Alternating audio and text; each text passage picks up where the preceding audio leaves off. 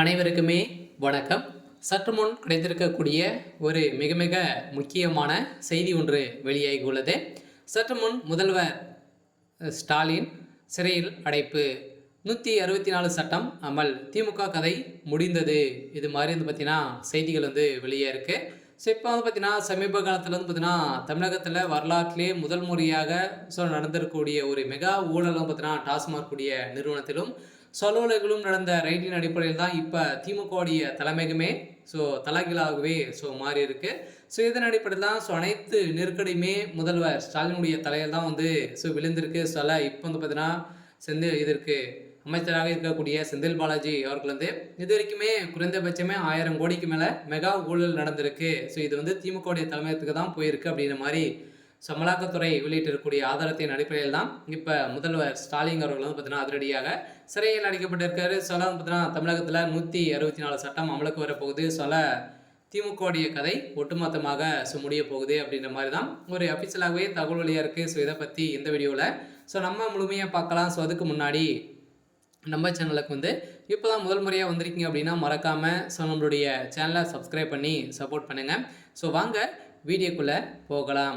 வந்து பார்த்தீங்கன்னா இப்போ தமிழகத்தில் வரலாற்றிலேயே முதல் முறையாக வந்து பார்த்தீங்கன்னா டாஸ்மாக் கூடிய ஊழல் பற்றி வந்து பார்த்தீங்கன்னா ஒரு இந்திய முழுவதுமே ஒரு பேசும் பொருளாக வந்து மாறி இருக்கு இல்லையா. இது வரைக்குமே வந்து பார்த்தீங்கன்னா ஒரு 5 வருட காலத்தில் 50,000 கோடிக்கு மேலே வந்து பார்த்தீங்கன்னா இதில் வந்து மெகா ஊழல் நடந்திருக்கு அப்படின்ற மாதிரி இப்போ ஆதாரத்தை சிக்கியிருக்கு. அதே மாதிரி வந்து பார்த்தீங்கன்னா இப்போ குறைந்தபட்சமே இது வரைக்குமே வந்து பார்த்தீங்கன்னா செந்தில் பாலாஜி ஒரு 3 மாத காலங்களாகவே ஒரு 1000 கோடிக்கு மேலே மெகா ஊழல் நடந்திருக்கு அப்படின்ற மாதிரி தான் இப்போ அஃபிஷியலாகவே அமலாக்கத்துறை வந்து பார்த்தீங்கன்னா கண்டறிந்து இப்போ ரைடுகள் நடந்தது.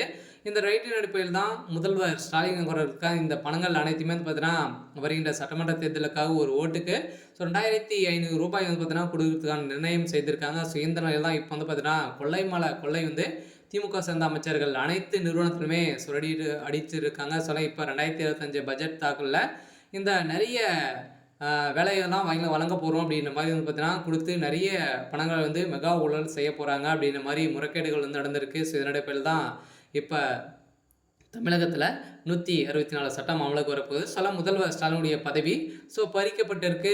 அடுத்ததாக முதல்வர் உதயநிதி ஸ்டாலின் அவர்கள் தான் வந்து இருந்திருக்காரு. இருந்தாலுமே உதயநிதி ஸ்டாலின் அவர்களும் அடுத்தடுத்து சிக்க போகிறாங்க அப்படின்ற மாதிரி வந்து பார்த்தீங்கன்னா தகவல் இருக்குது. திமுக இருக்கக்கூடிய அமைச்சர்கள்லாம் பார்த்தீங்கன்னா வசமாக அடுக்கடுக்காக சிக்கியிருக்காங்க. ஏற்கனவே அமைச்சர் துரைமுருகன் வீட்டில் வந்து பார்த்தீங்கன்னா தொடர்ந்து ஒரு 3 நாட்களாகவே நடந்தது. அதே மாதிரி இப்போ செந்தில் பாலாஜி, ஜெகத் ரக்ஷன் அவருடைய சொந்த ஆலைகளிலும் பார்த்தீங்கன்னா ரேட்டுகள் நடந்த அடிப்படையில் தான் இப்போ அதிரடியாக முதல்வர் ஸ்டாலின் அவர்களுடைய பதவி பறிக்கப்பட்டு இப்போ சிறையில் அடைக்கப்பட்டதாக ஒரு தகவல் வெளியாக இருக்குது.